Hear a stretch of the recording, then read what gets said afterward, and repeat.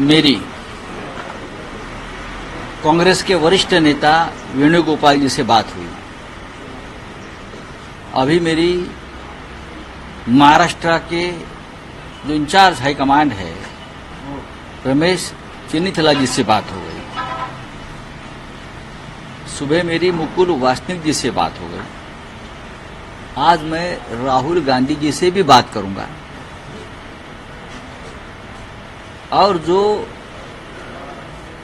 रुका हुआ फैसला है सीट शेयरिंग के बारे में उसको गति मिलनी चाहिए, उसके बारे में हम उनसे आज बात करेंगे। सुबह बात हो गई है। बहुत सी सीटों पर फैसला हुआ है, कुछ सीटें ऐसी हैं जिसके ऊपर फैसला नहीं हो रहा है। कांग्रेस, एनसीपी, शिवसेना और हमारा अलायंस पार्टी है, समाजवादी पार्टी, कम्युनिस्ट, हमारी यहाँ एक शेतकरी कामगार पार्टी है। अब टाइम कम है बहुत, तो महाराष्ट्र के नेता है वो निर्णय लेने में सक्षम नहीं है। ऐसा मुझे लगता है कि बार बार उनको दिल्ली में लिस्ट भेजनी पड़ती है, फिर चर्चा होती है। अब वो समय निकल चुका है। हम चाहते हैं कि जल्दी से जल्दी ये फैसला हो जाए। एनसीपी और शिवसेना में कोई ज्यादा मतभेद नहीं है, कांग्रेस में भी नहीं है। समझ लो कि कुछ सीटें हैं जिनके ऊपर सभी तीन पार्टी दावा करती है। तो आज हमने कांग्रेस हाईकमांड से भी चर्चा की दिल्ली में। आज सुबह मैं पार्टी चीफ उद्धव ठाकरे जी से उनको पूरा मैंने जो मीटिंग में हो रहा है हो गया उस बारे में मैंने माननीय उद्धव ठाकरे जी से भी बात की। उद्धव ठाकरे जी से मुझे कुछ सूचनाएं मिली है, मैं उसका पालन करूंगा शाम तक,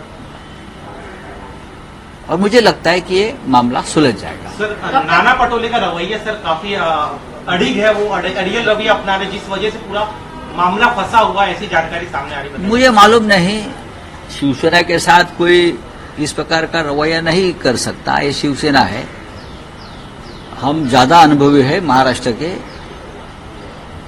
नाना पटोले हमारे साथी है, लेकिन कुछ सीट पर पेच है, वो दूर हो जाएगा।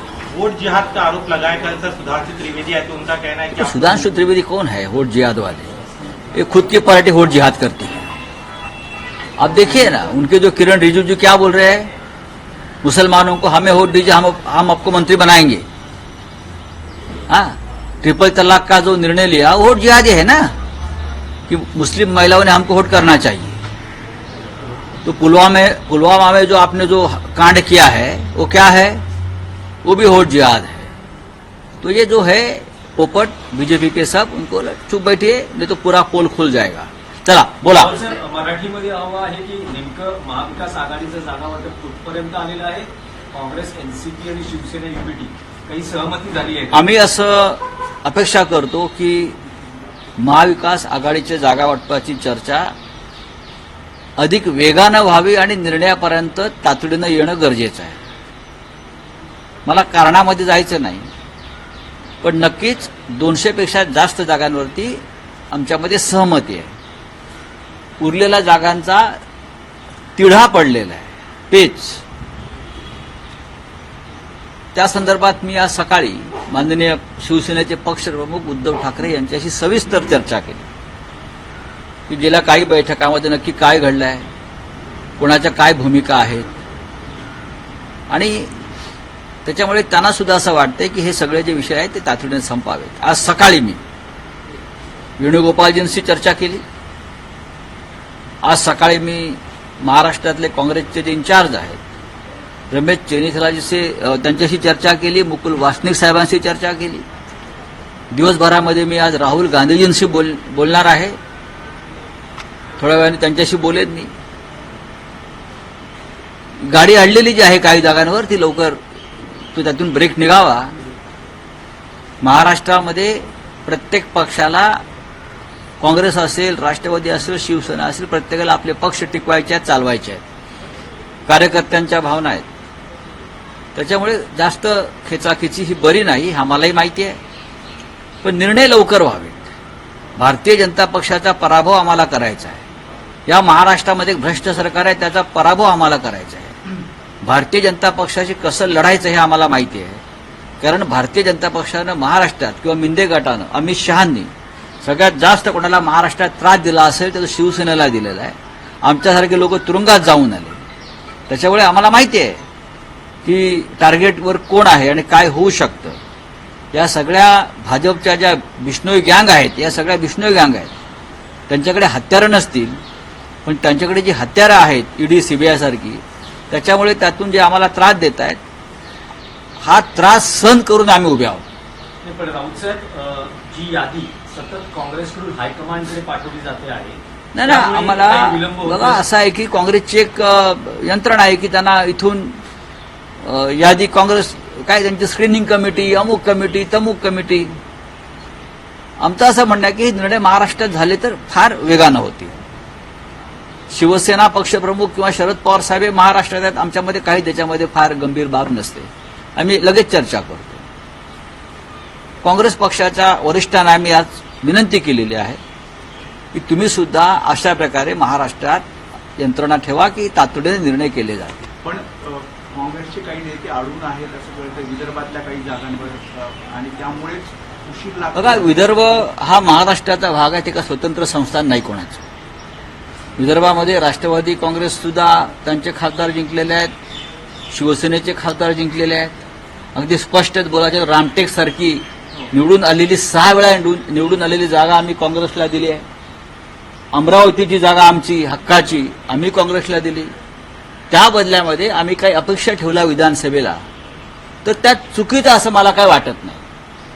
प्रत्येकाला आपले पक्ष वाढवायचे, टिकवायचे. लोकसभेची जागा आम्ही जर दिली आहे एखाद्या पक्षाला आणि ती जिंकलेली जागा, तर नक्कीच आमच्या कार्यकर्त्यांच्या भावना आहेत की त्या भागामध्ये आम्हाला एक दोन जागा विधानसभेच्या जास्त मिळाव्यात आणि भरपाई व्हावी. तेच अमरावतीच्या बाबतीत आहे. राऊत साहेब, आज महाविकास आघाडीचे नेते राज्य निवडणूक आयोगाची भेट घेत आहेत, पत्रकार परिषदही आहे, पण काय नेमकं कारण नाही, काय? इलेक्शन कमिशनने काही जाचक आणि विरोधी पक्षांना अडचणीत आणणारे काही निर्णय जाहीर केलेले आहेत आणि ते फक्त भारतीय जनता पक्ष आणि सध्याचा इकडला मिंदे गट त्यांना मदत होईल अशा पद्धतीचे निर्णय आहेत. निवडणूक आयोग आणि सर्वोच्च न्यायालय निष्पक्ष नाही. ते भाजपची बी टीम आहे, सी टीम आहे, डी टीम आहे. मला तर वाटतंय भाजप तेच लोक चालवतात की काय, हे सगळे जे निकाल लागत आहेत किंवा लावलेच जात नाहीत.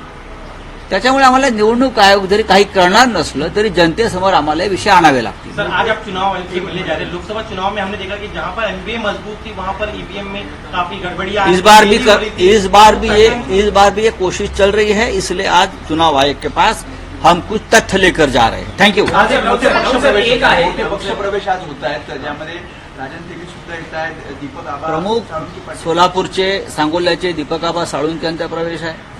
राजन तेली सावंतवाडीचे यांचा प्रवेश आहे. भविष्यामध्ये अजून काही महत्वाचे प्रवेश पुढल्या 24 तासात महाराष्ट्रातून होतील, धुळ्यातून होतील, बरं का, विदर्भातून होतील.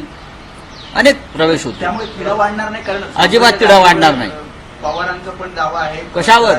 सांगोल्याच्या जागेवर जरी तुमच्या नाही, सांगोल्याच्या जागेवरती दावा कसा असेल? सांगोल्याची जागा ही शिवसेनेची विद्यमान आमदार तिथे आहेत, आम्ही जिंकलेली जागा आहे. त्याच्यामुळे जर चर्चा होईल कोणाशी जागा बदलासंदर्भात, ती शिवसेनेशी होईल. सर, सिद्धारमैया जी ने बोला है कि गोलवलकर और सावरकर कॉन्स्टिट्यूशन के खिलाफ है और सच्चाई जानना लोगों के लिए बहुत जरूरी है. क्या आपको लगता है कि एक अवेयरनेस क्रिएट करना चाहिए इसको कि डेफिनेटली वीर सावरकर हो या गोलवलकर हो, सीतारामैया को बीजेपी में आ गए और संघ में आ गए. उनका कहाँ ये इतिहास और रिसर्च किया? वीर सावरकर या गोलवलकर, देखिए उनके विचारों के बारे में मतभेद हो सकते हैं, लेकिन अब इतने साल के बाद उनके विचार 100 साल पहले क्या थे उसका पर आप क्यों चर्चा कर रहे हो? राऊत साहेब,